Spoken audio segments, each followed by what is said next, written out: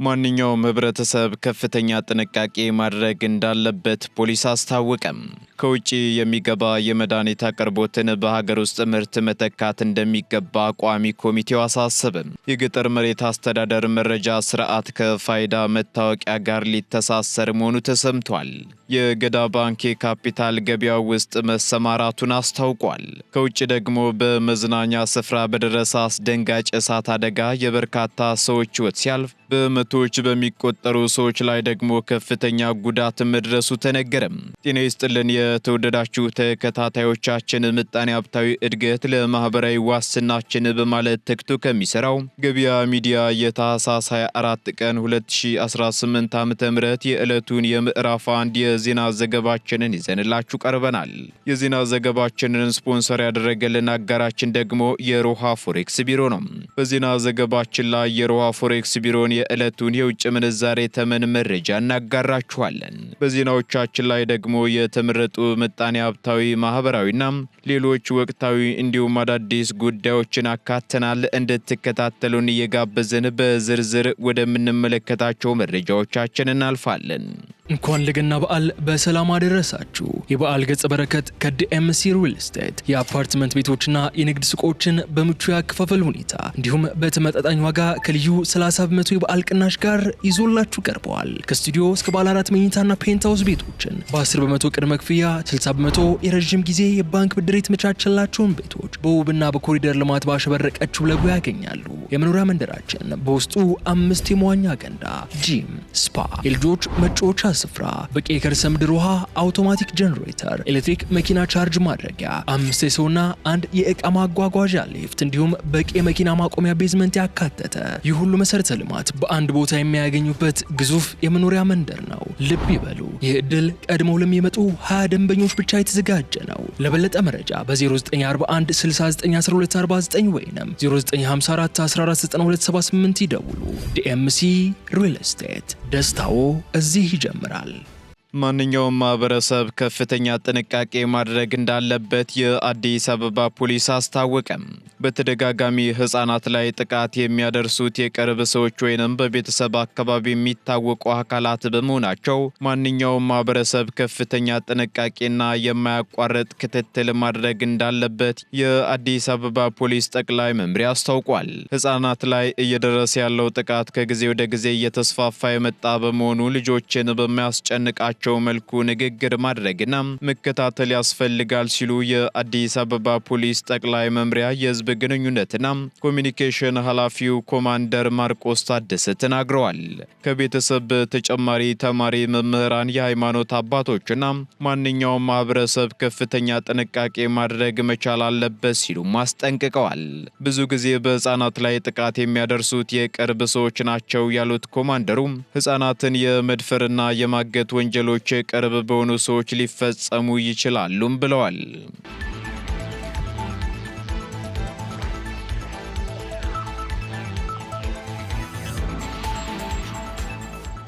ቋሚ ኮሚቴው ከውጪ የሚገባ የመድኃኒት አቅርቦትን በሀገር ውስጥ ምርት መተካት እንደሚገባ አሳሰበም። በህዝብ ተወካዮች ምክር ቤት የግብርና ጉዳዮች ቋሚ ኮሚቴ የእንስሳት ጤና ኢንስቲትዩት ከውጪ የሚገባ የመድኃኒት አቅርቦትን በሀገር በቀል ምርት ለመተካት የመድኃኒትነት ባህሪ ያላቸው እጽዋት ላይ ሊሰራ እንደሚገባም አሳስቧል። የጤና ኢንስቲትዩቱ ከፍተኛ ምንዛሬ እየወጣባቸው ወደ ሀገር የሚገቡ መድኃኒቶችን በሀገር ውስጥ ምርት ለመተካት የመድኃኒትነት ባህሪ ያላቸውን እጽዋት በማሰባሰብ ድርሻውን ሊወጣ እንደሚገባ የቡድኑ አስተባባሪ አቶ ተስፋዬ ባንጉ ተናግረዋል። በተጨማሪም ኢንስቲትዩቱ ከዓለም አቀፍ ተቋማት ጋር በቅንጅት እየሰራ መሆኑን ጠቁመው የ10 ዓመት ስትራቴጂክ እቅድ ማዘጋጀቱንና ቀዳማዊ አደረጃጀትን ውጤታማ በሆነ መንገድ መምራት መቻሉንም ገልጸዋል። የኢንስቲትዩቱ ምክትል ዋና ዳይሬክተር ዶክተር ጌትነት አቤ በበኩላቸው የኢንስቲትዩቱ አፈጻጸም ከጊዜ ወደ ጊዜ እየተሻሻለ መምጣቱን ገልጸው የበጀትና ተሽከርካሪ እጥረት ግን በዕለት ተዕለት ስራዎቻቸው ላይ እንቅፋት እየፈጠረባቸው መሆኑን ተናግረዋል።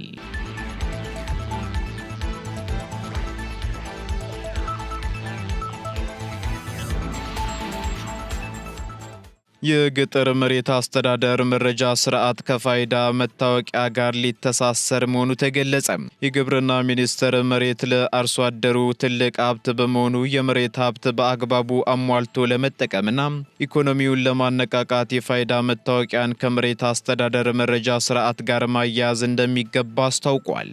ሚኒስትሩ ይህን ያስታወቀው የደቡብ ኢትዮጵያ ክልል መሬት አስተዳደር ቢሮ ከግብርና ሚኒስቴር ጋር በመተባበር አርሶ አደሩ የፋይዳ መታወቂያ ተጠቃሚ እንዲሆን የግንዛቤ ማስጨበጫ የንቅናቄ መድረክ ባካሄደበት ወቅት ነው።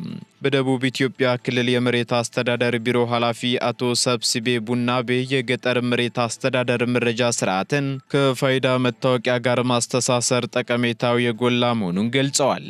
በዚህም ደግሞ እንደ ክልል በ3 ወራት ውስጥ 1.2 ሚሊዮን አርሶ አደሮችን የፋይዳ መታወቂያ ተመዝጋቢ በማድረግ የገጠር መሬት አስተዳደር መረጃ ስርዓት ጋር በማስተሳሰር አስፈላጊውን አገልግሎት እንዲያገኙ ይሰራልን ብለዋል።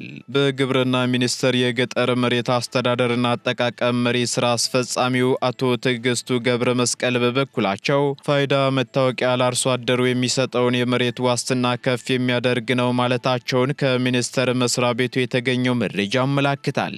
የአርሶ አደሩን መሬት በአንድ ቦታ ለመመዝገብና በመሬቱ ላይ ለሚለማው ምርት ከባለሙያዎች የምክር አገልግሎት እንዲያገኝ እንዲሁም ቀልጣፋ የብድር አቅርቦት ተደራሽ ለማድረግ እንደሚያስችልም ተናግረዋል። በመሆኑም የፋይዳ መታወቂያው አርሶ አደሮች በአካል መቅረብ ሳይጠበቅባቸው አገልግሎቱን እንዲያገኙም ስለሚያስችላቸው የልማታዊ ሴፍትኔትና ሌሎች ሀገራዊ ፕሮግራሞችን በትክክለኛ መንገድ ተጠቃሚ እንዲሆኑ ያደርጋቸዋልም ተብሏል።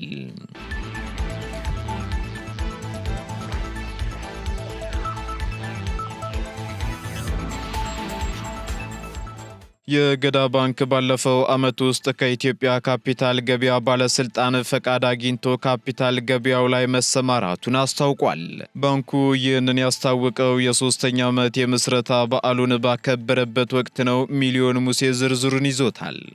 ገዳ ባንክ ባለፈው ዓመት ውስጥ ከኢትዮጵያ ካፒታል ገበያ ባለስልጣን ፍቃድ አግኝቶ ካፒታል ገበያው ላይ መሰማራቱን የባንኩ ፕሬዝዳንት አቶ ወልዴ ቡልቱ ተናግረዋል። ፕሬዝዳንቱ ይህንን የተናገሩት የባንኩ 3ኛ ዓመት የምስረታ በዓል በተከበረበት ወቅት ሲሆን በዚህ ጊዜ ውስጥ አጠቃላይ የባንኩ የፋይናንስ አቋም ትልቅ እድገት ማስመዝገቡን እንዲሁም አጠቃላይ የገዳ ባንክ ሀብት ከ105 በመቶ በላይ እድገት ከዓመት ወደ ዓመት ማስመዝገቡን ገልጸዋል።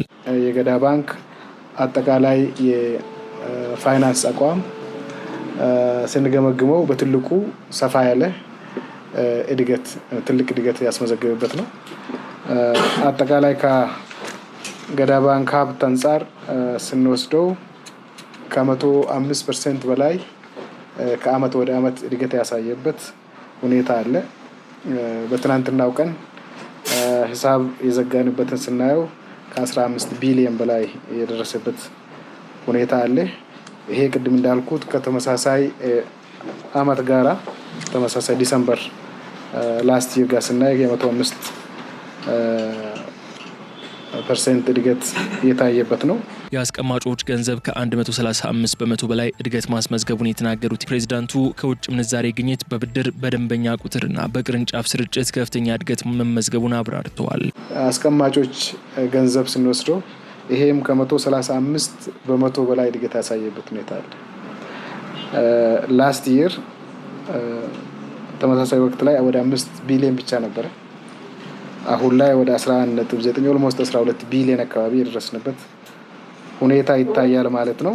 ከዚህ ውጪ በውጪ ሀገር ምንዛሪ ግኝትን በተመለከተ እንደዚሁ ከፍ ያለ እድገት የታየበት፣ በብድር ላይ ከፍ ያለ እድገት የታየበት፣ በደንበኞች ዙሪያ ላይ እየሰራ ነው እንደዚሁ የ78% እድገት የታየበት ሁኔታ አለ።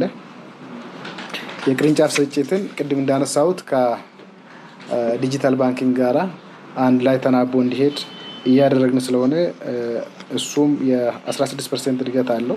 አያይዞም የባንኩ ገቢ በፍጥነት እያደገ መሆኑን በመግለጽ ባለፈው ዓመት ከነበረው ደረጃ በ64 በመቶ ማድጉን አንስተው የባንኩ አጠቃላይ ኦዲት ያልተደረገ ትርፍ ከግብር በፊት ከግማሽ ቢሊዮን በላይ መድረሱን ገልጸዋል። ይህ ከታክስ በፊት ያስመዘገበው ትርፍ ባንኩ በታሪኩ ከፍተኛውን የእድገት ምጣኔ ያስመዘገበበት መሆኑን አክለዋል። የባንካችን ገቢ በጣም በፍጥነት እያደገ የሚገኝበት ሁኔታ አለ።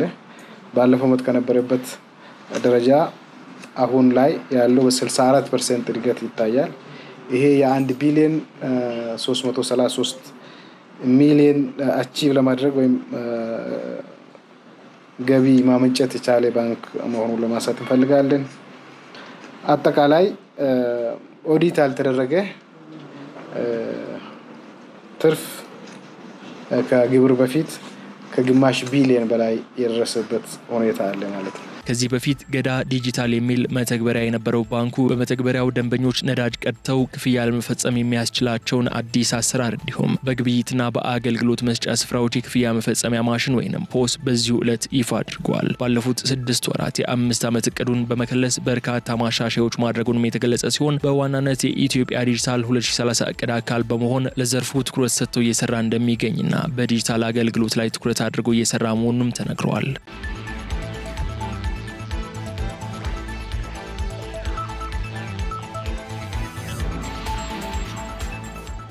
ባንኩ ከ50 ሚሊዮን ብር በላይ ወጪ በማድረግ ለአረጋውያንና አቅመ ደካሞች ድጋፍ አደረገ።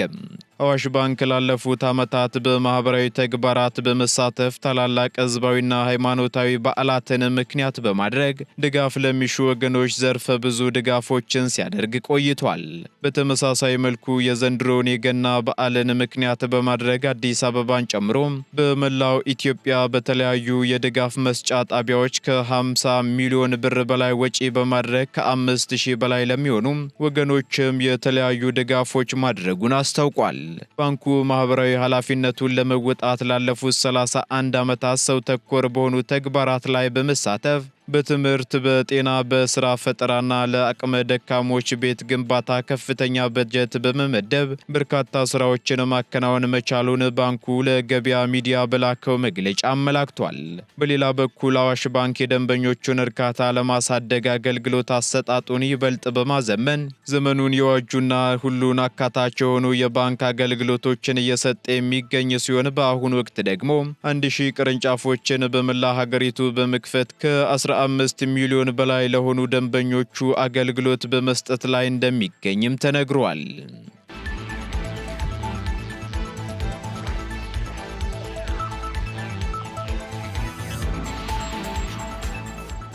ከ2 ሚሊዮን በላይ የባንክ ሂሳቦችን ከፋይዳ ጋር ማስተሳሰር መቻሉ ተገለጸ።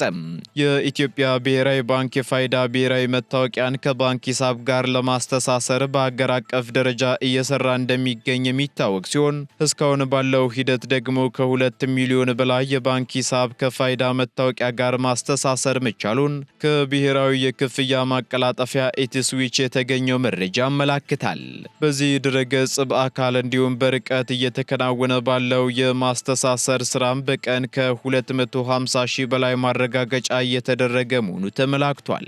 በቅርቡ በተላለፈው መመሪያ መሰረትም ኢትዮጵያ እንደ አውሮፓውያን አቆጣጠር ከ2026 እስከ 2030 ድረስ ባለው ጊዜ ሀገር አቀፍ ወጥ የሆነ የክፍያ ስርዓት እንዲኖር ለማስቻል በሀገሪቱ የሚገኙ 31 ባንኮች ከዚህ ቀደም ከባንክ ሂሳብ ጋር የተያያዘውን መታወቂያ እንዲቀይሩና ከፋይዳ ጋር ማስተሳሰር እንዳለባቸው መነገሩ ይታወሳል። የኢትዮጵያ ብሔራዊ መታወቂያ ፕሮግራም የኮሚኒኬሽን ዳይሬክተር የሆኑት ሳሚና ሴፉ በበኩላቸው የፋይዳ መታወቂያን የማስተሳሰሩ ሂደት በተቀላጠፈ መልኩ ተግባራዊ እየተደረገ እንደሚገኝ ገልጸው ምንም እንኳን አጠቃላይ ሂደቱና የሚሞላው መረጃ በባንኮች እጅ ቢሆንም የኛ ዋና ትኩረት የምንቀበለው መረጃ ጥራት ላይ ነው ሲሉ ተናግረዋል። የማረጋገጫ ሂደቱ ደግሞ የሚከናወነው ባንኮችን ከብሔራዊ ዲጂታል መታወቂያ ስርዓት ጋር በሚያገናኘው ኢትስዊች በኩል ሲሆን የኢትዮጵያ ንግድ ባንክ ከቀናት በፊት የርቀት ማረጋገጫ አገልግሎት መጀመሩ በሂደቱ ላይ ትልቅ ለውጥ እንደሚያመጣም ተነግሯል።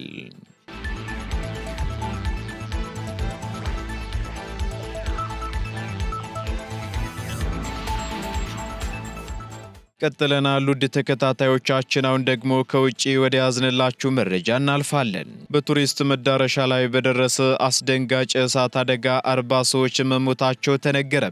በስዊዘርላንድ አልፕስ ተራሮች በሚገኘው ታዋቂው የክራንስ ሞንታና የሸርታቴ ስፍራ አዲስ ዓመትን ለማክበር በተሰበሰቡ ሰዎች ላይ በደረሰ የእሳት አደጋ ወደ 40 የሚደርሱ ሰዎች ሲሞቱ ከ100 በላይ የሚሆኑት ደግሞ ከባድ ጉዳት እንደደረሰባቸው የሀገሪቱ ባለስልጣናት ገልጸዋል። ይህ አስደንጋጭ አደጋ የተከሰተው በክለቡ ውስጥ አዲስ ዓመትን ለመቀበል የድግስ ስነ ስርዓት እየተካሄደ ባለበት ወቅት ነው። ከሞቱት ሰዎች ባሻገር ደግሞ በርካቶች ለከባድ ቃጠሎ አደጋ ተጋልጠዋል የተባለ ሲሆን ቁስለኞቹን ወደ ሆስፒታል ለማጓጓዝ ደግሞ 13 ሄሊኮፕተሮች፣ 42 አምቡላንሶችና 150 የአደጋ ጊዜ ሰራተኞች ቱሪስቶች በሚዘዋወሩበት አካባቢ ተሰማርተው እንደነበር ተነግሯል። በዚህም ደግሞ የላውሰን ዩኒቨርሲቲ ሆስፒታል ቃል አቀባይ 22 የቃጠሎ ጉዳት የደረሰባቸውን ታካሚዎች እያከሙ መሆኑን ሲናገሩ የዙሪክ ዩኒቨርሲቲ ሆስፒታል በበኩሉ 12 ህሙማንን መቀበሉን አስታውቋል። አንዳንድ ታካሚዎች ወደ ጄኔቫ ዩኒቨርሲቲ ሆስፒታሎች ተዛውረው ከባድና የሶስተኛ ደረጃ ቃጠሎ ሕክምና እየተደረገላቸው የነበረ ሲሆን ከነዚህም መካከል ደግሞ እድሜያቸው ከ15 እስከ 25 እድሜ ያላቸው ወጣቶች ይገኙበታል ተብሏል።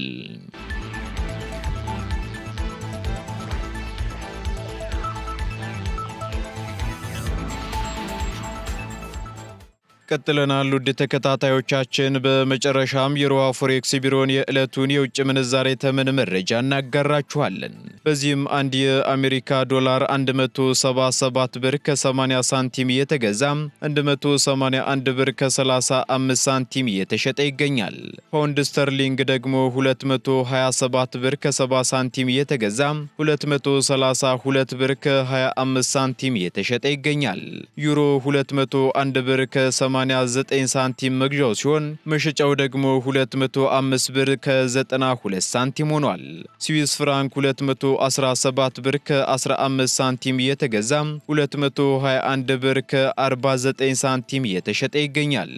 የተባበሩት አረብ ኤምሬት ድራም እንዲሁ 47 ብር ከ70 ሳንቲም እየተገዛ 48 ብር ከ65 ሳንቲም እየተሸጠ ይገኛል።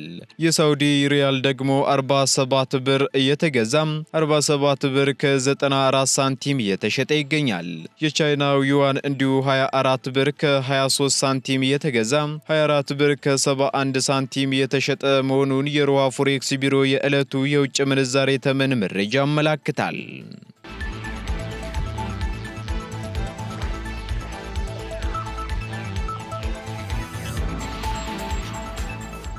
የተወደዳችሁ የገበያ ሚዲያ ተከታታዮቻችን ለምዕራፍ አንድ ያዝንላችሁ ኢኮኖሚያዊና ማህበራዊ መረጃዎቻችን እነዚህን ይመስሉ ነበር። አዳዲስ እንዲሁም ትኩስ ኢኮኖሚያዊና ማህበራዊ መረጃዎቻችንን ለማግኘት ታዲያም ገበያ ሚዲያን እንድትወዳጁ እንጋብዛለን። ሰናይ ጊዜን ተመኘን። እንኳን ለገና በዓል በሰላም አደረሳችሁ። የበዓል ገጸ በረከት ከዲኤምሲ ሪል ስቴት የአፓርትመንት ቤቶችና የንግድ ሱቆችን በምቹ ያከፋፈል ሁኔታ እንዲሁም በተመጣጣኝ ዋጋ ከልዩ 30% የበዓል ቅናሽ ጋር ይዞላችሁ ቀርበዋል። ከስቱዲዮ እስከ ባለ 4 መኝታና ፔንትሃውስ ቤቶችን በ10% ቅድመ ክፍያ፣ 60% የረዥም ጊዜ የባንክ ብድር የተመቻቸላቸውን ቤቶች በውብና በኮሪደር ልማት ባሸበረቀችው ለቡ ያገኛሉ። የመኖሪያ መንደራችን በውስጡ 5 የመዋኛ ገንዳ፣ ጂም፣ ስፓ፣ የልጆች መጫወቻ ስፍራ፣ በቂ የከርሰ ምድር ውሃ፣ አውቶማቲክ ጀነሬተር፣ ኤሌክትሪክ መኪና ቻርጅ ማድረጊያ፣ 5 የሰውና 1 የእቃ ማጓጓዣ ሊፍት እንዲሁም በቂ የመኪና ማቆሚያ ቤዝመንት ያካተተ ይህ ሁሉ መሰረተ ልማት በአንድ ቦታ የሚያገኙበት ግዙፍ የመኖሪያ መንደር ነው። ልብ ይበሉ፣ ይህ ዕድል ቀድመው ለሚመጡ 20 ደንበኞች ብቻ የተዘጋጀ ነው። ለበለጠ መረጃ በ0941 691249 ወይም 0954 149278 ይደውሉ። ዲኤምሲ ሪል ስቴት፣ ደስታው እዚህ ይጀምራል።